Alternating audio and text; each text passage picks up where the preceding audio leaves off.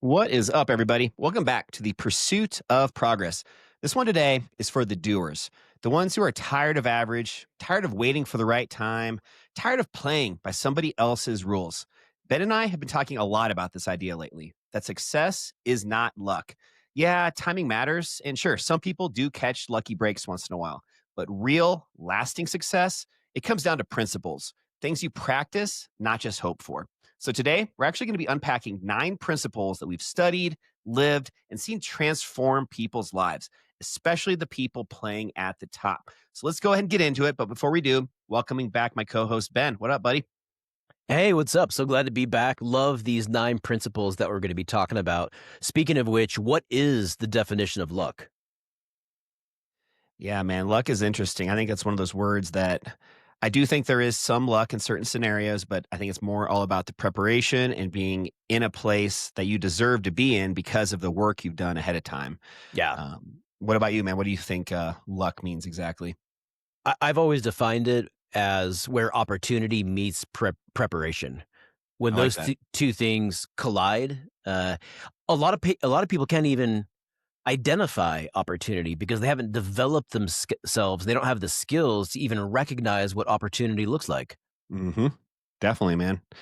Yeah, it's something that you think changes over time. I think as we've both gotten older, our perception of some of this stuff changes just because now we have more time under our belt and realize that, anything great in life, it takes time. And that Hmm. time and patience and hard work is what puts you in positions to be lucky sometimes. That's it. Yeah, man. You Let's ready? just jump You right ready? into this. Let's jump right in. All right. Well, let's start with principle number 1 here. Be misunderstood. If you're chasing something big, be ready to be misunderstood. Your family, your friends, even people closest to you, they're going to question it. They remember the older version of you, the one that you're not becoming. Bezos was misunderstood. Elon still is.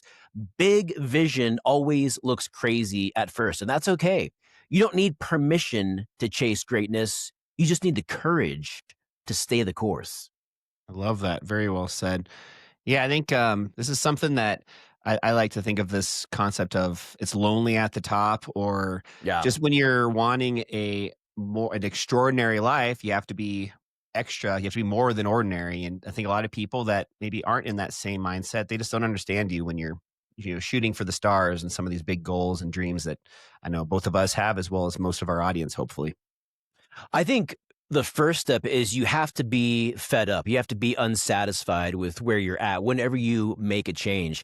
But then once you start making the change and you start changing your habits and your behaviors, your sphere and your circle is really going to question you. Why are Yeah. you eating healthier all of a sudden? This isn't how you eat. And even though they might be well intended, your change in behavior is actually making them very uncomfortable. And what they're trying to do is bring you back down to where you spent your life at and to where your relationships were built. And so stop caring about the opinion of others. It's okay to be misunderstood because if you want to go somewhere, this is just going to happen. That's the reality. Yeah, definitely. Well, the second principle, the one I wanted to share with you guys first, is just how important it is to ask better questions. Your questions, they really dictate your entire reality. And most people, they ask weak ones. Why is this Yeah. happening to me? Well, the top 1%, they ask things like, what's the opportunity here? What belief would make this energizing instead of draining? What lesson will I remember 10 years from now from this challenge that Mm, I'm faced with? mm. The quality of your life is without a doubt directly tied to the quality of your questions. And this is one that I think is great for the audience just to maybe have in the back of their mind this week and just start Yeah. thinking about how you can ask better questions. And when you do, I think you're going to get a lot better results. How many friendships and relationships do you have where you connect with someone and how you been? What have you been up to? What's new? Just so vanilla and so boring. But Mhm. I love some of these thoughts, some of these questions. What's the opportunity here? Yeah. I think on your point there, also with regards to like asking maybe like questions when it comes to socializing and just trying to get a little bit deeper into the conversation versus what those, kind of standard, very vanilla type questions that everybody asks. Oh, how's the weather? How are you doing? What are you up to? Yeah. That kind of stuff. Just thinking of ways just to go a little bit deeper. And when somebody responds with the answer, instead of just taking that and moving on to some other comment or some other topic, Mhm. try something different this time. Next time you do this, try this exercise where you go ask it when they answer the question, ask a follow-up to get even deeper, have them respond, and then try and do it a third time. And just Yeah. by doing that, you're gonna get to this much more deeper, not surface level type, just content that you're talking about with this other person. And you're gonna get deeper and you're really gonna hopefully, reach different areas of their life that maybe they're not used to talking about. And I think that's really gonna make a lasting impact with those conversations you have with people. And when you ask better questions, you're gonna get better answers, and it's gonna be Mhm. a better conversation. The person that you're asking the questions to, sometimes I think it can be a little bit uncomfortable to ask some deeper questions, but it's funny when you're on the way up, you sometimes have these preconceived notions about what people think or what questions can I ask, or this person that's really successful, they don't want to waste their time with me. But people, a lot of times that are or have achieved certain levels, a lot of times they do want to be able to help others. And so I Mhm. have found that some of the most successful people are also the most generous with their time, and they love having conversations like this. One of the questions that I love asking when it comes to a professional and real estate perspective is, talk to me about your vision. What does your vision for the next 5 years look like? Please share that with me. That's awesome. That's really good. I'll have to remember that one. All right, well, let's move on to principle number 3. This is one of my favorites: give to get. Now, I want to make this very clear. You're not giving to get something from a selfish perspective. It's learning to give with authenticity. Um, and you can really apply it everywhere with your friendships, charitable organizations, helping build wealth. Like I just mentioned, maybe you see someone on the come up and you want to be a resource to them. You want to make yourself available. You can give your time, you can give your energy, you can talk through different strategies. But one thing that I found is that it always builds deeper relationships. And at the same time, sometimes I'll have a bad day, and I have found that when I can go be generous and have an impact on someone else, I feel so much better. It doesn't matter what I'm going through that day. Learning to be thankful and have gratitude and give to others is so important. One of my goals with my vision is I want to have these disciplines in place right now as a young man in his 40s. So when I'm older, I want to have a really big impact on my community, on the world, and on others. And I want to be able to be very philanthropic when I get older. But it's also a habit that I have to start learning right now. So if you haven't learned how to be generous, it's not like all of a sudden one day you're going to wake up and be generous. You have to practice that right now. So learning how to kind of take some of those baby steps and be generous with your money, with your financial resources, with your time, doing that right now. That's one reason that I'm an assistant cross country coach at the high school. I wanted to be able to volunteer my time to have an impact on underprivileged youth. And it's not anything crazy, but it's me just getting in the habit of being generous. And I'd give yourself a little bit more credit than that. I mean, it's 5, 6 days a week. I mean, that is a huge time commitment and very, admirable. That's something I've really looked up to you for a lot over the last few years. And one Oh, other thank thing I you. just wanna add on before we move on to principle number 4 with regards to giving to get. As I've gotten older and I've had some other people reaching out to me to get advice, Yeah. to maybe get help with things, just to give you guys a little pro tip here, if you're in the position of trying to give to get, don't have a ulterior motive. Don't have a different reason other than just being genuine and just wanting Yeah. to give. If you have some underlying reason why you're doing something, it comes out so obvious. If you're just kind of surface level, just, oh, let me help you out with this. And then that they're doing that just because they want something in return. Don't Hmm. expect anything in return. Really be authentically just generous with your time and your energy. And I promise you, if you do that authentically, it'll come back around and you'll end up in a much better place. Just don't be that guy that's doing this just to Yeah. serve yourself. That's what I tell my banking customers. I'm here. I want to be a resource to you so you can make an informed financial decision based off of what you believe is best. I'm here to guide you. I'm here to lead you. You get to make the decisions. And I want them to be empowered with the information that I'm giving them. And I'll even say, I would love to have the opportunity and the blessing to work with you. But, if they tell me that they're shopping or they've contacted 3 or 4 different lenders, I'm here. I'm available. You're going to get my best. I'd love to work with you, but I will respect your decision. Hmm. Yeah, that's the way to do it, man. Let's jump into principle number 4, and I really like this one too. This one is all about investing in your priorities. So your calendar, it doesn't lie, and everyone says family, fitness, faith, freedom are priorities, but if you really look at Yeah. where they spend their time and money, it just doesn't match up. If it matters, you invest. The grass is greener where you water it. So really put your values on your schedule and your budget.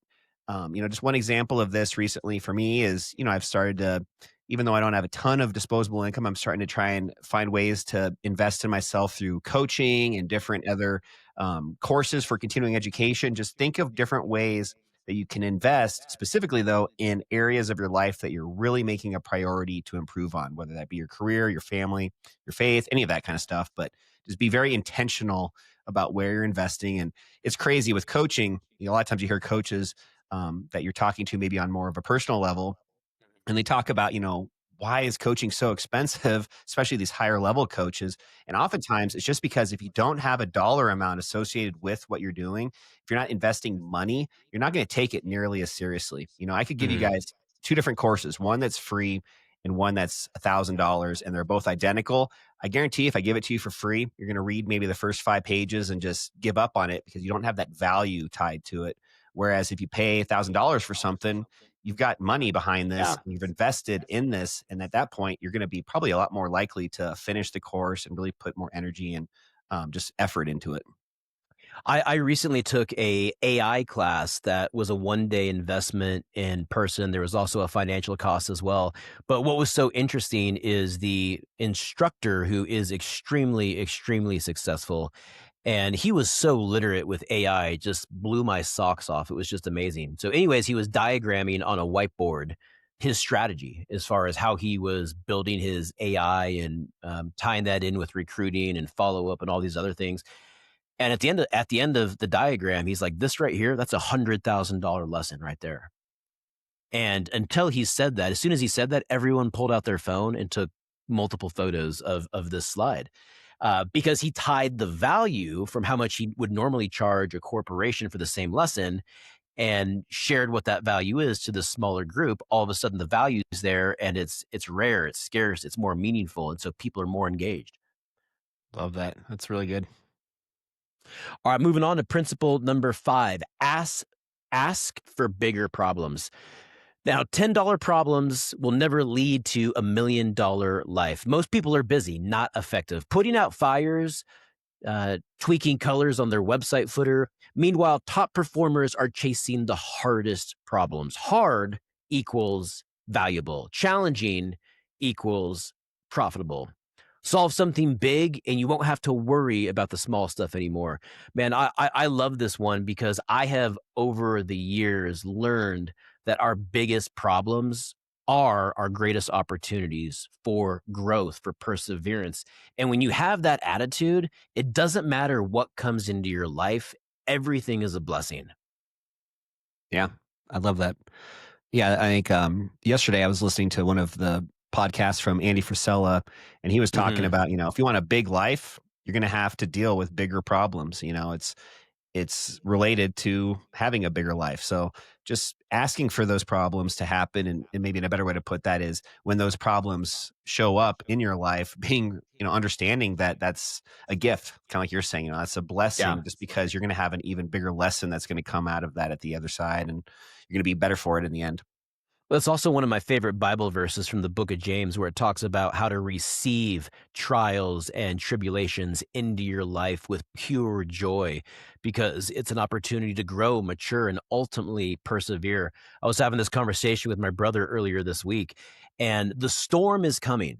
there is always a storm that is headed our direction. Doesn't matter who you are, where you're at, how great your life is. And it's just about knowing that that storm is coming and preparing yourself right now. So when it does come, you have the resources, the skills, and the appropriate mindset to deal with it. That's very, very inspiring. I love that. Let's jump into number 6. So, principle number 6 is another great one. These are all really, I think, awesome tips here, guys. But Yeah. number 6 is it's really important to scare yourself daily. So, what I mean by this is, if it doesn't scare you, it's probably not worth your time. Comfort Mhm. zones are where dreams, honestly, that's where they go to die. The most successful people that I know, they run towards fear, not away from it. Yeah. Every time you push through that discomfort, that's when you build up the capacity to take on more. And once your mind stretches, it really never snaps back. So just thinking of ways every day to push yourself to do more, be bigger, just take on things that are scary. Maybe you could take that in different ways. Maybe it's a public, presentation that you have to do that you don't want to do, but it's going to further your ability to maybe grow within the company you work at, or, whatever it may be. Just understanding that that scared mindset is only short term. You're going to get past that as soon as you just get started on whatever it is. And you're always going to be better off by doing these exercises like scaring yourself daily. I love sharing this story. About 12 years ago, I gave the best man speech at my brother's wedding. And at the time, I had such little public speaking. I was absolutely terrified. And here is what is so embarrassing about this. So I wrote this speech, I had it printed out, and I got up in front of like 400 people. Adam, I was so nervous. Literally had a piece of paper like this. I was so nervous. The paper was going like, I couldn't read it. I could not read the speech because, dude, I'm in front of 400 people. And oh my gosh, it's something that we laugh about to this day. So a couple years ago, I wanted to improve my public speaking. And so I started volunteering to lead homebuyer classes in person. And it was something that I was interested in and also a way to give back. But I also really wanted to improve my public communication skills. And now that I've gotten the opportunity to do that once a month for the last 4 or 5 years, I am such a better speaker publicly as far as my composure, my delivery, organizing my train of thought. But it's scary. Hmm. Yeah. And doing that, and so I have those conversations with my kids at the same time. Does that goal scare you? Is it big? Well, it's not big enough then if it doesn't scare you. Yep.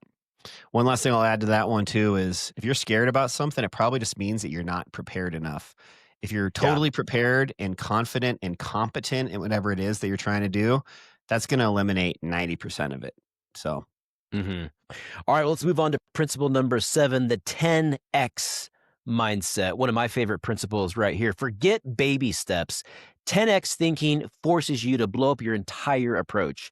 If you've made one sale this month, what would it take to make 10 or 100? That mindset changes your actions, your systems, your team. What got you here won't get you there. So think bigger, then get back to work. yeah, very, very true. I think whether or not Grant Cardone really, you know, coined this phrase of 10x, I don't think he did, but I think he really exploded it to the masses as far as with the business entrepreneurial space. But it's just such a great thing to think about, just always thinking bigger. I like to use the Yeah. term a BHAG, BHAG, Hmm. big, hairy, audacious goal. Just having these ideas and goals that are so big, this mindset that's so big, by doing that, it's going to completely change what kind of actions you're taking on a daily basis because you're taking actions that are to get to that level instead of just kind of the everyday mundane, normal 1x type levels. And what would you say as far as your opinion on what are some important characteristics to 10x? I mean, would you put learning how to use leverage in this category, having strong systems in place? Do you have anything in mind that would have the biggest impact? I would say just consistency. I forgot, I'm going to butcher this little phrase, but you're always going to be amazed at how much further you can go in a year or Yeah. 1 year and 10 year. I'm trying to remember how this goes, but It's like most people overestimate what they can do in 1 year and underestimate what they can do in 10 years. yep. And that's an example of just being consistent and understanding that when you have these massive goals and your 10x thinking mindset, it's Yeah. not going to just happen tomorrow. It's going to require even more structure, consistency, and just belief to not give up and just to keep moving forward. And if you do that, give it a year, give it a 5 year, whatever it may be. But if you keep to that and just keep going forward, you're not going to Mhm. lose. And it's going to be able to at least get a lot closer to that big goal than you probably ever thought you could get to. Yeah, I think it starts with vision, having that really big, compelling, amazing vision for yourself. I found that it seems like a lot of young people I talk to don't have a really compelling vision for themselves or their life or where they're headed.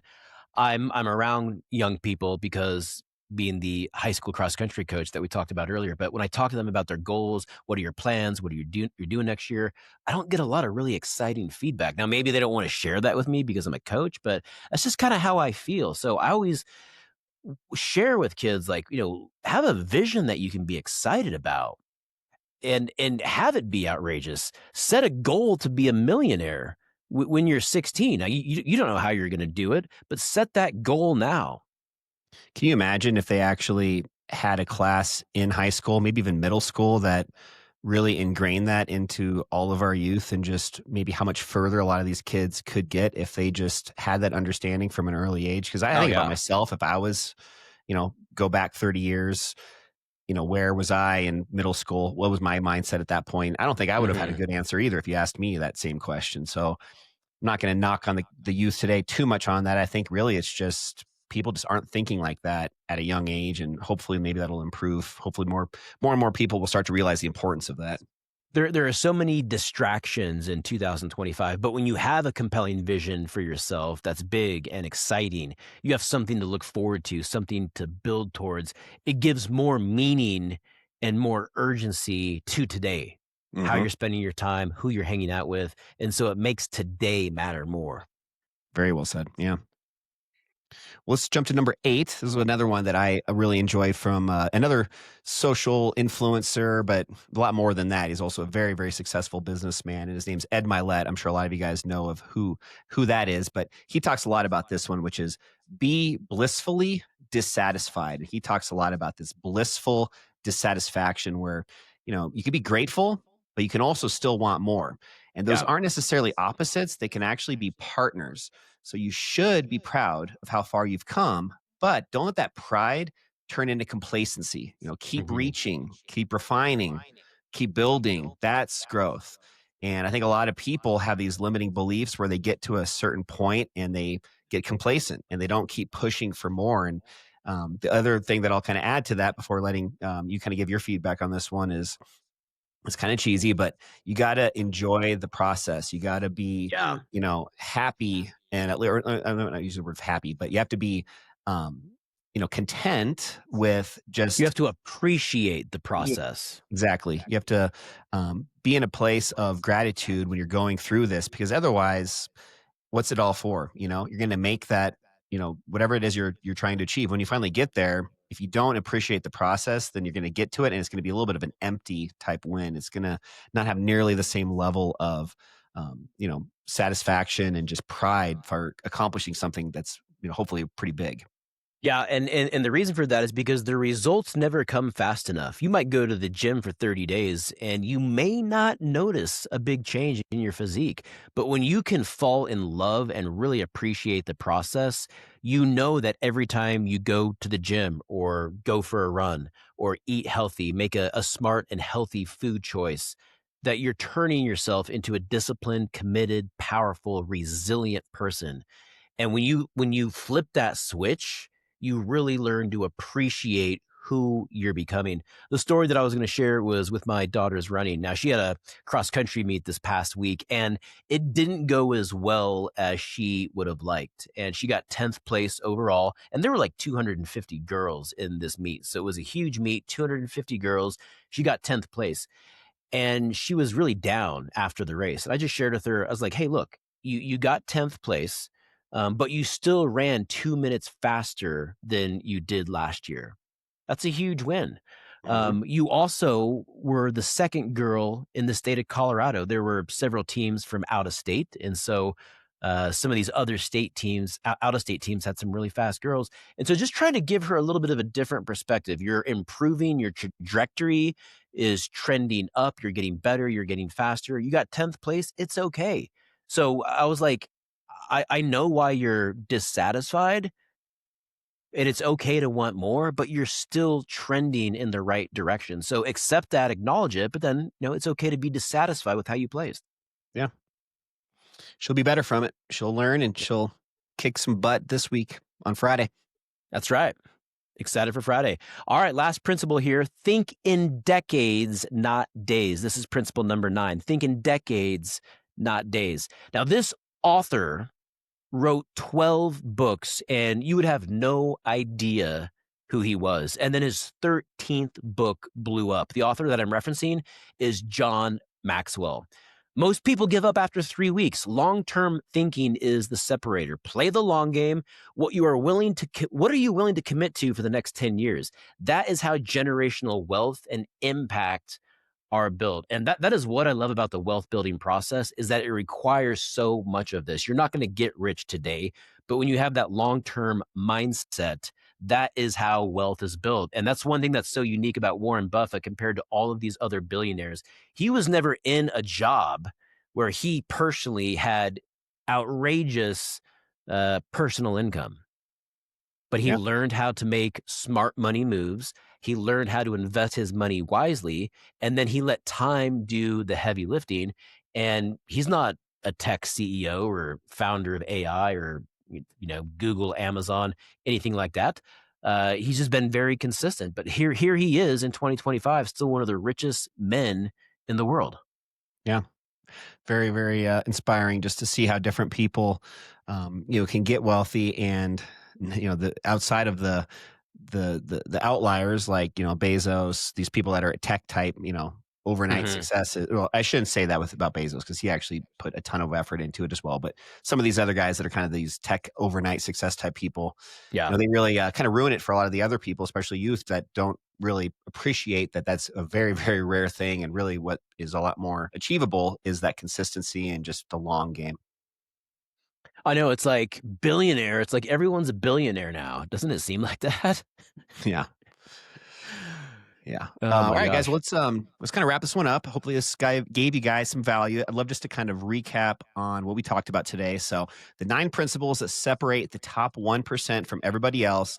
Number 1, be misunderstood. Number 2, ask better questions. Number 3, give to get. Number 4, invest in your priorities. Number 5, ask for bigger problems. Number 6, scare yourself daily. Number 7, 10x your thinking. Number 8, be blissfully dissatisfied. And last but not least, number 9, think in decades, not days.